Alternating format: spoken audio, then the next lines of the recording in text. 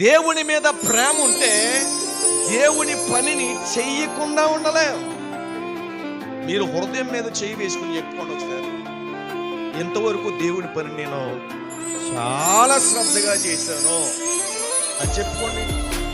మీ మనస్సాక్షి మీ మీద ఖచ్చితంగా దెబ్బలాడుతుంది. ఏం చేశావు నువ్వు దేవుడి కోసం? ఇల్లు కట్టుకుని ఎవరి కోసం కట్టుకున్నా? నీ కోసం కట్టుకున్నా. ఏసీ వేయించుకుంది ఎవరి కోసం వేయించుకున్నా? నీ కోసం వేయించుకున్నా. ఫ్యాన్లు వేయించుకుంది ఎవరి కోసం వేయించుకున్నా? నీ కోసం వేయించుకున్నా. బండి కొనుక్కున్నా ఎవరి కోసం కొనుక్కున్నా? నీ కోసం కొనుక్కున్నా. పిల్లల్ని లక్షలు పెట్టి చదివించావు ఎవరి కోసం? నీ కోసం. మరి ఇందులో దేవుని కోసం నువ్వు చేసింది ఏముంది? ఇప్పుడు నీ హృదయం నిన్ను గద్దించదా? నీ అంతరాత్మ నిన్ను గద్దించదా? నీ మనసు నిన్ను గద్దించదా?